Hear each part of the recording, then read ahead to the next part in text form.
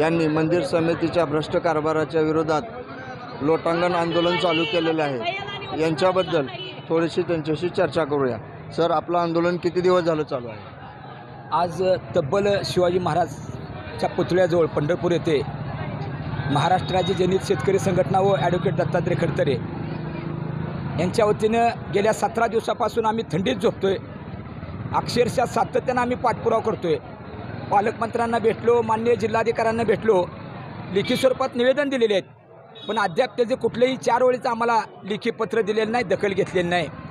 आणि या बाबतीत या भारत देशाचं आराध्य दैवत दक्षिण काशी समजणारं विठ्ठल मंदिर, ह्या विठ्ठल मंदिर समितीची मुदत संपलेली असताना ती विठ्ठल मंदिर समिती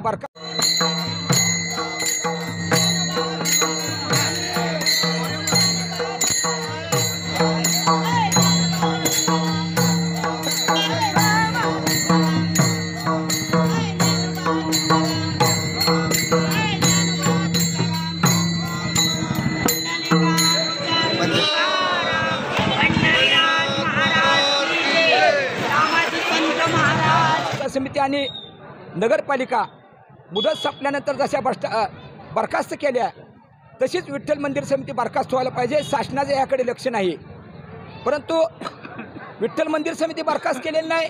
त्यांचा भ्रष्टाचार चालू आहे समितीचा आणि संबंधित अधिकाऱ्यांचा। आणि या बाबतीत भक्त निवासामध्ये भ्रष्टाचार झालेला आहे।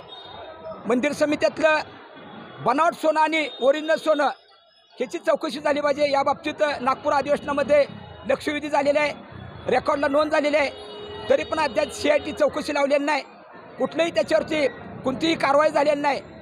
पुन्हा लाडूमध्ये भ्रष्टाचार झालेला आहे। आणि येथे महत्त्वाचा या बाबतीत गोशाळेमध्ये किती गाय आहेत, त्या किती जनावर आहेत त्याची नोंद नाही। त्याचं दूध, त्याचं लोणी, तूप कुठं नेलं जातं, काय केलं जातं, त्याची काय विल्हेवाट लावली जाते, ह्याचं कुठं रेकॉर्ड नाही।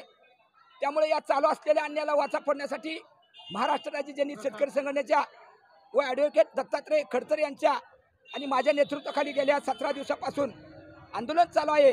आणि या बाबतीत अद्याप कुठलीही संबंधित अधिकारी असो, पालकमंत्री असो, मुख्यमंत्री असो यांनी दखल घेतलेली नाही। परंतु या बाबतीत राज्याचे मुख्यमंत्री एकनाथ शिंदे साहेबांना मी विनंती करतो